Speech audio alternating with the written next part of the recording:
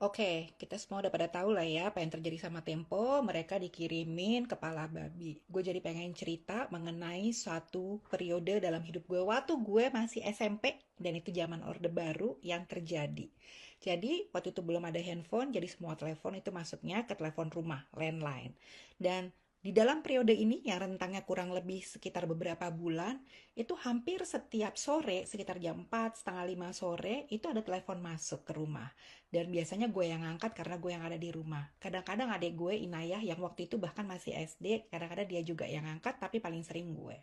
Dan setiap kali gue ngangkat telepon dan gue bilang halo, maka ada suara dari seberang gitu, yang suaranya adalah suara laki-laki, biasanya menggelegar, nadanya marah, mengintimidasi, dan ngebentak gitu. Terus dia akan ngomong, "Heh, bilang sama bapak kamu, suruh dia berhenti bicara. Kalau enggak, kamu akan saya kirimin kado yang bagus banget dan gede, isinya kepala bapak kamu." Gitu. Abis itu dia akan ketawa-tawa, abis itu dia tutup telepon. Besoknya sore kurang lebih jam yang sama akan ada telepon lagi yang kurang lebih begitu juga gitu nadanya. Mungkin kadang-kadang potongan tubuh yang mana aja yang beda gitu, tapi intimidasi dan terornya kurang lebih sama. Dan itu terjadi beberapa bulan gitu ya, hampir setiap hari terjadi. Nah, kalau kita sekarang balik sama apa yang dialamin oleh Tempo, tentu yang gue alamin dengan yang dialamin Tempo ada perbedaannya. Kayak misalnya ya kalau di gue itu hanya sekedar audio gitu dan gue nggak tahu, gue nggak ngelihat langsung. Sementara yang dialami oleh Tempo bentuknya jelas ada kepala babi dan itu sangat visual, ada di depan mata, termasuk darah-darahnya dan segala macam. Lalu kemudian yang juga menurut gue sama dan kita perlu pikirkan sama bareng-bareng adalah penerima pesannya. Kalau di kasus gue, penerima pesannya gue atau sebenarnya keluarga intinya Gus Dur gitu ya, bukan gue hanya kebetulan yang angkat telepon. Sementara kalau di Tempo, yang menarik adalah yang menerima pesan itu adalah Mbak Cica. Dari semua orang yang ada di timnya Tempo, atau kalau kita perkecil timnya Bocor Alus gitu misalnya, kenapa Mbak Cica yang nerima itu? Kenapa dua-duanya menargetkan perempuan dan bahkan di dalam kasusnya keluarga Gus Dur, anak-anaknya yang masih minor gitu, masih di bawah umur. Ini menarik banget buat kita pikirin kenapa, alasannya apa di balik itu. Tapi walaupun ada perbedaan, sebenarnya pesannya sama. Pesannya adalah berhenti bicara, berhenti mengkritik, karena kalau enggak akan ada konsekuensi besar yang akan kamu tanggung. Dan konsekuensi besarnya itu tidak menutup kemungkinan bentuknya adalah nyawamu gitu ya. Itu yang sebenarnya gue terima gitu pesan itu. Tapi tentu saja ya kalau kita dipaksa dan diteror untuk berhenti bicara, biasanya malah kita kan nggak akan berhenti bicara, bukan gitu. Paling enggak itu yang diajarin Gus Dur kepada kami gitu anak-anaknya. Nah, zaman Orba teror-teror kayak gini real banget. Gue jelas menerima. Anggota keluarga gue yang lainnya juga menerima dan bentuknya pun beda-beda.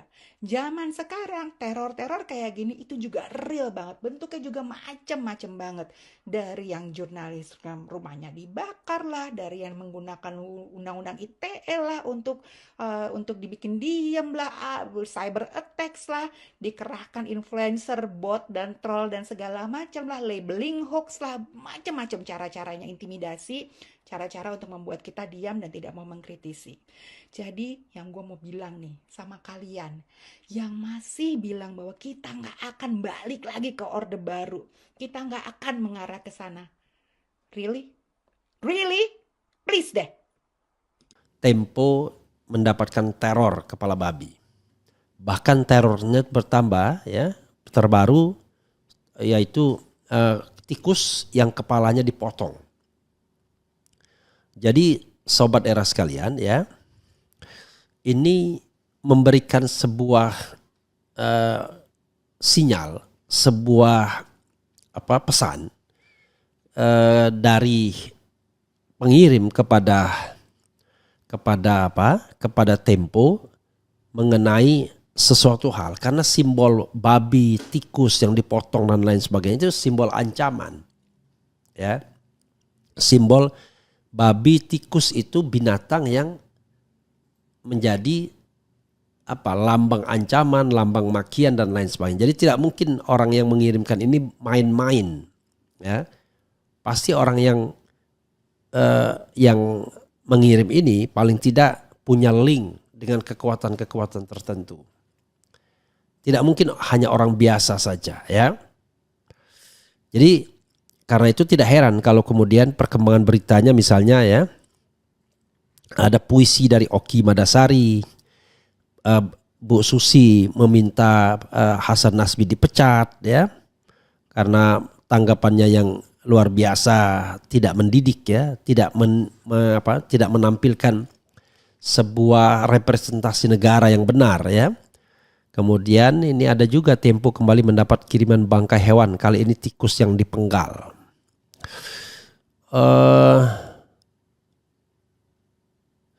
Kemudian bocor alus Tempo membocorkan kenapa Kepala Kantor Komunikasi Kepresiden KK menghapus cuitannya, ternyata kena marah ya.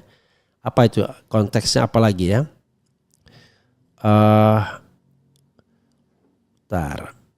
Nih ya, Hasan Nasbi hapus unggahnya di X soal tudingan provokasi dan berita bohong RUU TNI ya.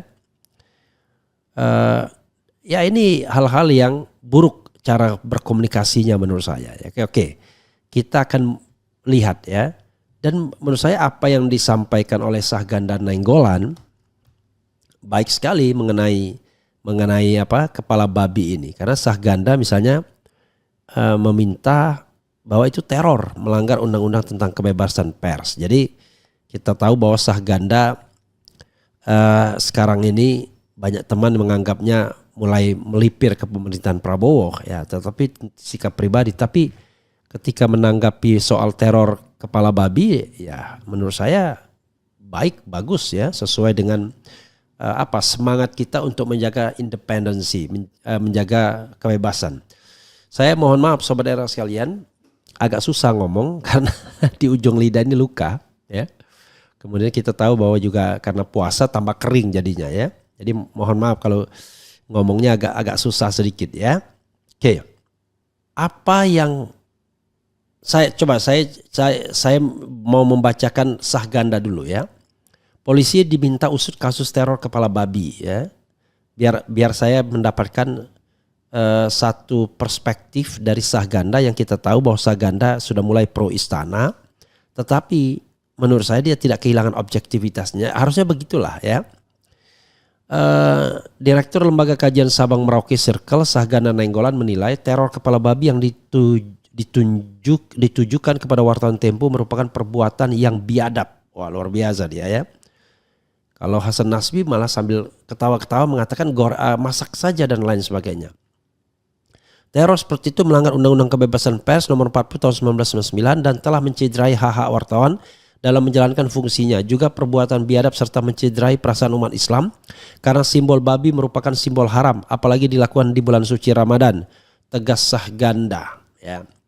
Untuk itu ia mendesak pihak kepolisian agar segera membongkar kasus teror tersebut dan menangkap pelakunya. Hal itu untuk memulihkan kepercayaan publik pada pemerintah bahwa tidak ada tindakan di luar hukum dapat berlangsung seenaknya di Indonesia. Lebih lanjut ia mengatakan bahwa pihak-pihak yang tidak menyukai wartawan ataupun produk media tertentu dapat mengadukannya ke Dewan Pers maupun membuat berita tandingan, baik melalui media mass biasa maupun media sosial.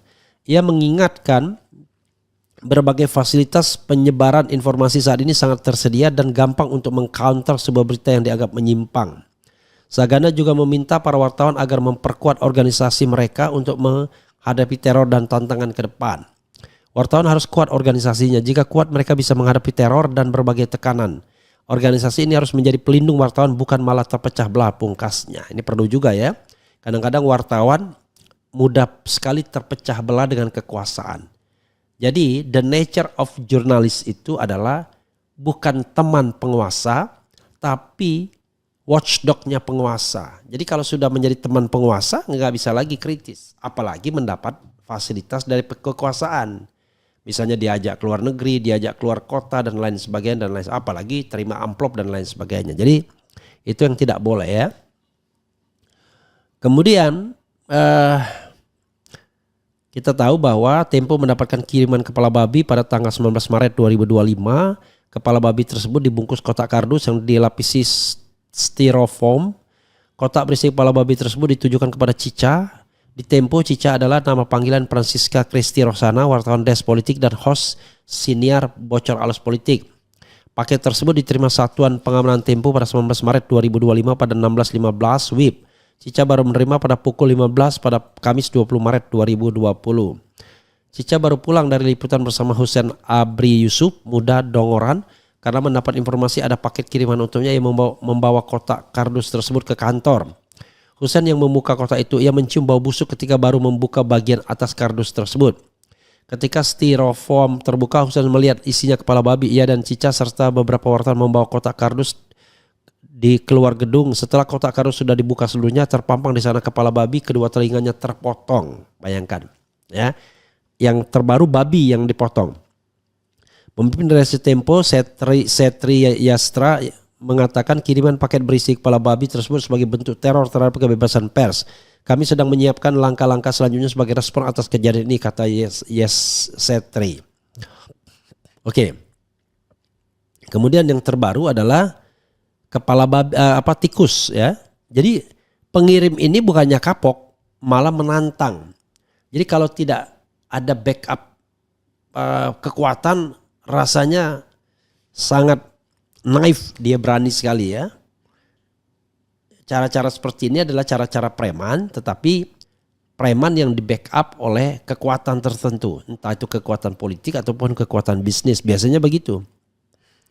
Ya, yang berani melakukan ini. Coba nih, Tempo kembali mendapat kiriman bangkai hewan, kali ini tikus yang dipenggal. Tempo, coba kita lihat ya, tempo.co Jakarta. Setelah paket potongan kepala babi, kantor redaksi Tempo mendapatkan kiriman kedua berupa kotak berisi bangkai tikus yang dipenggal. Petugas kebersihan Tempo menemukannya kardus berisi 6 ekor tikus pada Sabtu 22 Maret ya kemarin.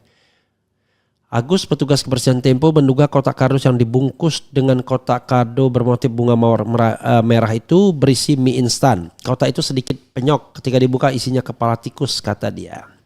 Jadi sobat era sekalian, tentu terjadi pro dan kontra terhadap undang-undang TNI ini. And then the question is, mana yang sesungguhnya yang benar, ya? Undang-undang ini memunculkan atau memotivasi atau menyulut kembalinya dui fungsi TNI atau bagaimana? Nah, coba kita lihat komentar-komentar dari tokoh-tokoh yang ada dan nanti kita juga akan berkomentar, ya.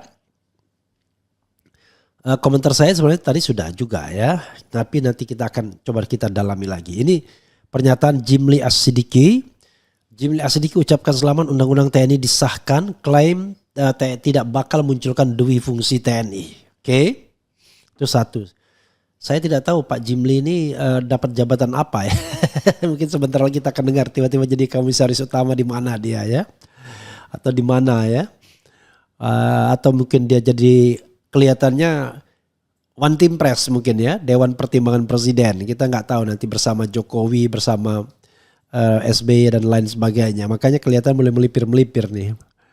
Kemudian ini ada juga pendapat Faisal Assegaf, pakar hukum. Wah, ini ada dari pakar hukum UGM, ya. Pakar hukum UGM sebut RUU TNI ulangi kesalahan sejarah, negara terlalu pongah membuat peraturan, ya. Ini orang-orang yang kenal dan dekat dengan saya semua nih. Kalau Pak Jimli sama Zainal udah kenal di MK dulu, ya, MK pertama. Di Faisal Assegaf, Jokowi cari momentum perkeruh suasana, jebak Prabowo, TNI dan rakyat diadu. Oke, nanti coba kita lihat perspektifnya seperti apa dari 3 orang ini, ya. Coba saya bacakan pertama kali dari Faisal Assegaf dulu. Kritikus politik Faisal Assegaf, ini dari fajar.co.id, ya. Kritikus politik Faisal Assegaf punya pernyataan keras terkait isu yang saat ini berkembang di pemerintahan. Isu terkait RUU TNI yang saat ini memang jadi pembahasan hangat, disebutnya ada peranan besar dari mantan Presiden Joko Widodo. Faisal Assegaf menyebut RUU TNI ini sebagai alat untuk menjebak Presiden Prabowo dan mengadu rakyat. Ia juga menyebut keterkaitan Jokowi di sini ada peran besar dari loyalitas yang membuat isu adili Jokowi tenggelam. Oke. Di luar kekuasaan, kelompok oligarki menyandera fundamental ekonomi, jejaring pro asing obrak-abrik TNI. Di lingkar istana, loyalis Jokowi bergerak senyap mereduksi kebijakan strategis Prabowo, tulisnya. Celakanya kubu pro perubahan terjebak dalam propaganda buzzer Jokowi dan PDIP tak sadari dibuat terkotak-kotak, bingung dan makin melemah agar isu utama adili Jokowi meredup, tuturnya. Apa yang terjadi? Jokowi dan PDIP berhasil bermain drama politik seolah berantem. Faktanya kedua pihak saling berbagi peran agar tidak menjadi bidikan amuk publik. Alur kelicikan itu semakin terlihat tambahnya. Pemerintah di era Presiden Prabowo saat ini dinilai stagnan dan sulit bergerak dan terkepung dari berbagai arah. Dan Gibran Raka Buming Raka yang menjabat sebagai wakil disebutnya punya banyak keuntungan dari situasi ini. Salah satunya berkesempatan naik menjadi presiden. Hasilnya roda pemerintahan Prabowo jadi stagnan. Berada dalam situasi genting, terkepung serangkaian kasus-kasus korupsi warisan rezim Jokowi. Erosi bernegara yang sangat mengerikan dan krusial paparnya. Oke. Gibran dalam posisi sebagai wapres mendulang faedah, menunggu momentum. Bila Prabowo terus digoyang dan jatuh, peluang bocah karbitan dinasti politik tersebut jadi presiden, ujarnya. Anggaplah skenario itu tidak terjadi, Prabowo tetap bertahan dan terus menuai tekanan. Terseret lebih jauh dalam ketidakpastian kompromi politik dengan Jokowi dan oligarki hingga 2029 lanjutnya. Jika hal tersebut benar-benar terjadi, maka negara bisa berada dalam masa-masa krisis. Mulai dari sentimen negatif ke rezim Prabowo dan juga jutaan rakyat yang terseret. Hasilnya situasi bernegara dipasung oleh tekanan krisis dalam berbagai sektor. Kondisi tersebut jadi arena serangan sentimen negatif terhadap rezim Prabowo dari berbagai kepentingan, paparnya. Tak hanya Prabowo yang menjadi korban, tapi jutaan rakyat ikut terseret menanggung akibat bila gejolak ekonomi dan politik semakin mendidih. Jelas chaos yang beruntung Jokowi, PDIP dan oligarki sebutnya. Luar biasa. Karena alasan itulah Faisal Asegaf menilai perlu adanya kesatuan dan persatuan antara Prabowo, TNI dan rakyat untuk keluar dari krisis ini. Atau sebaliknya Prabowo, TNI dan rakyat bersatu agar dapat keluar dari krisis. Atau ketiga kekuatan tersebut justru semakin kehilangan momentum untuk berkonsolidasi secara cepat dan efektif. Mesti cermat dan waspada tutupnya. Ya, sahabat sekalian, Jimli Asdiki coba kita lihat ya. Oke, tadi saya mau komentari Faisal Asegaf dulu. Begini, Bro Faisal ya. Saya tidak sepenuhnya setuju dan apa yang Anda katakan. Tetapi tidak bisa juga menyalahkan karena analisis itu bisa saja beda-beda. Jadi Faisal melihat ini analisis pengalihan isu. Tetapi ya, keinginan TNI untuk memperbesar kue jabatan sipilnya itu memang ada. Dan secara de facto sudah terjadi sebelum adanya de jure yaitu perubahan undang-undang. Pengangkatan mayor TEDI, kemudian jabatan-jabatan di BUMN dan lain sebagainya itu mengindikasikan bahwa ada yang seperti itu. Baru-baru ini Bulog misalnya. Saya tidak tahu apakah dengan adanya ketentuan hanya 14 ini Bulog harus berhenti atau tidak. Kan kita lihat. Susahnya adalah Prabowo tidak mau diatur oleh undang-undang. Oke, itu satu hal. Yang kedua, Prabowo bukan anak kecil, bro. Kalau dia memang ingin punya komitmen untuk melakukan perubahan, reformasi, ya, apalah yang dia katakan ketika dia menjadi pecundang kalah dengan Jokowi, bahwa seolah-olah kalau negara di tangan dia akan jauh lebih baik, maka inilah kesempatan dia. Tapi kita belum diyakinkan. Jadi masyarakat itu menunggu bereaksi saja terhadap permainan-permainan elit. Jadi masyarakat tidak punya agenda setting. Masyarakat hanya bereaksi terhadap permainan elit. Elit lah yang bermain. Jadi kalau seandainya Prabowo kalah permainannya dengan Jokowi, maka Prabowo yang menurut saya tidak sophisticated. Atau Prabowo bekerja sama Jokowi, ya kita tidak bisa berharap dari pemimpin seperti Prabowo kalau begitu. Ya, itu komentar saya ya. Tidak sepenuhnya berbeda, tetapi saya menganggap bahwa kita tidak sebentar-bentar menyalahkan Jokowi, sebentar-bentar menyalahkan Jokowi. Karena yang punya tongkat komando itu adalah Prabowo right now. Jangan kemudian kita memaklumkan langkah-langkah Prabowo terus-menerus.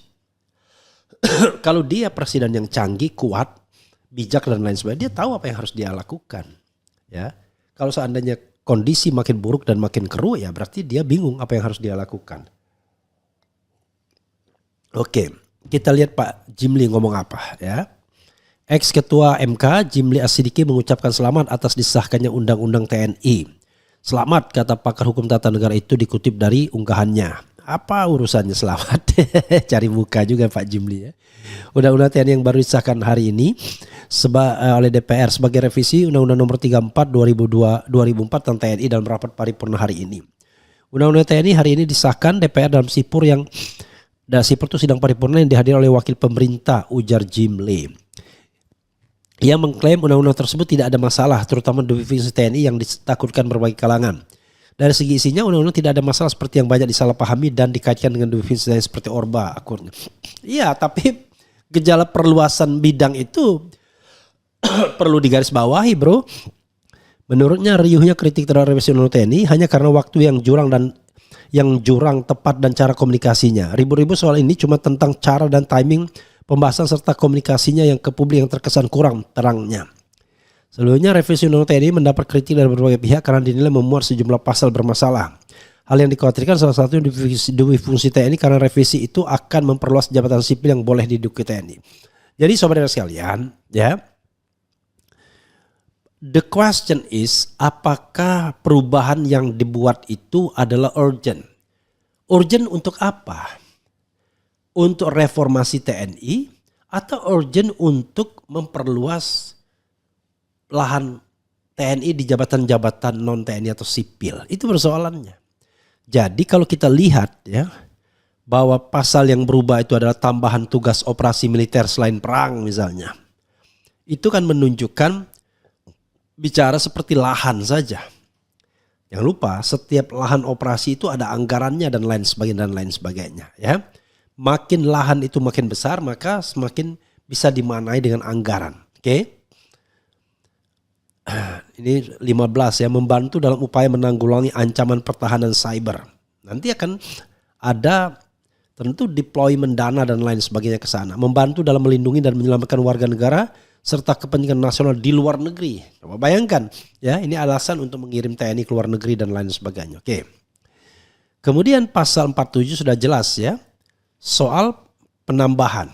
Jadi nanti akan ada tambahan ya 4 lembaga yaitu di BNPB ya, Badan Nasional Pengelolaan Perbatasan, ada di BNPB, Badan Nasional Penanggulangan Bencana, kemudian di Badan Nasional Penanggulangan Terorisme, Bakamla, Badan Keamanan Laut, dan Kejaksaan Republik Indonesia atau Jaksa Agung Muda bidang tindak pidana militer. Jadi itu ya. Kemudian pasal 53 usia pensiun. Usia pensiun, kemudian bintara dan tamtama maksimal 55 tahun. Perwira sampai pangkat kolonel 58 tahun. Perwira tinggi bintang 1 maksimal 60 tahun. Perwira tinggi bintang 2 maksimal 61 tahun. Perwira tinggi bintang 3 maksimal 62 tahun. Khusus untuk perwira tinggi bintang 4 batas usia pensiun maksimal 63 tahun. Dapat diperpanjang maksimal 2 kali atau 2 tahun sesuai dengan kebutuhan ditetapkan dengan keputusan presiden. Bayangkan ya. Jadi kalau seandainya nanti presiden pengen mendudukan orangnya ya dia bisa tambah, bisa kurang dan lain sebagainya. Jadi di sini akan terjadi politisasi TNI juga. Karena sangat sesuai karena tidak ada kejelasan kepastian soal perpanjangan. Jadi nanti agar jabatannya diperpanjang ya Panglima TNI harus berbaik-baik dengan presiden. Harus layani kepentingan presiden. Harus ikut dalam pemilu dan lain sebagainya untuk memenangkan presiden incumbent dan lain sebagainya. Itu persoalannya bro. Politisasi jabatan di TNI sudah terjadi pada masa pemerintahan Jokowi. Ya, bagaimana Dudung tahu betul bahwa kalau tidak bermain politik susah ya. Kalau tidak bermain politik atau nyantol dengan orang-orang besar susah akan naik menjadi bintang 4 dan lain sebagainya. Jadi ini yang kemudian menurut saya yang kita harus hati-hati ya. Jadi hati-hati pertama, perpanjangan masa pensiun ini akan rawan terjadi politisasi. Baik dari sisi TNI maupun dari sisi kepresidenan ya. Kemudian penambahan bidang-bidang juga ini seperti entry point untuk duit fungsi TNI kembali. Pelan-pelan hari ini masuk ke sekretariatan presiden. Bisa militer, ke sekretariatan militer presiden. Oke ya. kemudian ditambah badan itu. Sesungguhnya yang paling bahaya adalah kesekretariat negara yang menangani urusan kesekretariatan presiden. Not necessary untuk dimasukin TNI sesungguhnya. Karena kalau untuk urusan militer ada sekmil sudah cukup. Tapi ini kesekretariatan presiden itu akan dimasuki oleh ex militer semua atau militer aktif seperti TNI. Itu yang bisa kita lihat lagi. Lalu termasuk tambahan tugas TNI dalam operasi militer selain perang, yaitu membantu dalam upaya menanggulangi ancaman cyber dan membantu dalam melindungi dan menyelamatkan warga negara serta kepentingan nasional di luar negeri. Jadi ini hitungannya adalah anggaran TNI. Jadi nggak ada kaitannya sama sekali dengan reformasi TNI, dengan profesionalisme TNI kalau perubahannya hanya begitu-begitu saja. Nah, nanti akan kita lihat apakah larangan berbisnis dan lain sebagainya masih remains atau tidak. Khawatirnya tiba-tiba begitu kita baca detail undang-undangnya ternyata ada perubahan-perubahan yang signifikan. Karena RUU-nya sendiri sampai sekarang ini belum bisa diakses. Kan susah. RUU sudah disahkan tapi kita belum bisa mengaksesnya.